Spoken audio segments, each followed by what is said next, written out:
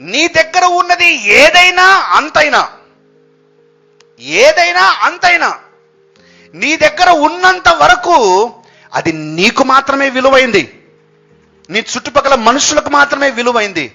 కానీ ఒక్కసారి అది యేసును తాకింది అని అంటే ఇక దాని విలువ డబ్బులు చూడలేదు. మరియ దగ్గర అత్తరు ఉంది. ఆ రోజుల్లోనే ఇది 160 రూపాయలని మన బైబిల్ రాశారు.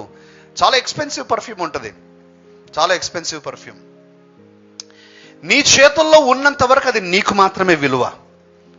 మన బ్యాంక్ బ్యాలెన్స్, మన ఆస్తులు, మన ఇన్సూరెన్స్లు, మనకి ఏమేమి ఉన్నాయో అవన్నీ చూసుకుంటే నీ దగ్గర ఉన్నంత వరకు అది నీకే విలువ, నీకే విలువ. అది this is for you. But when you give to Jesus, when it touches Jesus, యేసును తాకినప్పుడు ఇక మారిపోతుంది. అంతవరకు కూడా ఈ అత్తరు కేవలం మనుషులు వాడేది. యేసును తాకిన తర్వాత యేసు అంటూ ఉన్నాడు, ఇప్పుడు ఈమె నా భూస్థాపన కొరకు నా శరీరాన్ని సిద్ధం చేసింది. ఇటర్నల్ వాల్యూ, నిత్య జీవపు విలువ వచ్చేసింది ఇప్పుడు దీనికి, ఈ అత్తరుకు.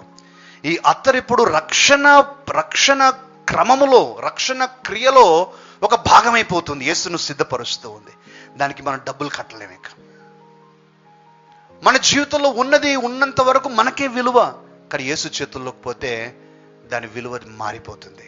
నేను ఎందుకు చెప్తూ ఉన్నానంటే, నీ జీవితం నీ చేతుల్లో పెట్టుకున్నంత వరకు అంతే ఉంటుంది. కానీ ఒక్కసారి నీ జీవితం యేసు చేతుల్లో పడింది అని అంటే, యేసు చేతులకు ఉపయోగకరంగా యేసుకు నువ్వు ఇచ్చావు అని అంటే, యేసు నీ విలువ మార్చేస్తాడు. యేసు నీ విలువ మార్చేస్తాడు. హల్లెలూయా, ఆమేన్, ప్రైజ్ ద లార్డ్. ఈరోజు మనకు జ్ఞాపకం చేసుకుందాం, మనకున్నది మన ప్రభువుకి ఇవ్వటానికి మనం వెనుకాడకూడదండి. మన జీవితంలో ప్రభు కొరకు ఏదైనా, ఎంతైనా, అంతైనా ఇవ్వటానికి మనకు అభ్యంతరం కాకూడదండి, అభ్యంతరం కాకూడదు. ఆ చిత్తశుద్ధి మనకు రావాలి.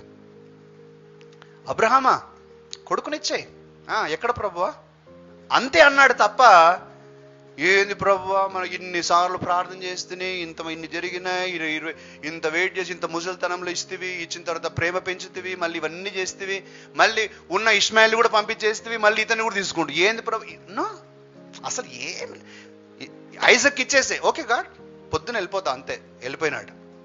ఆమేన్.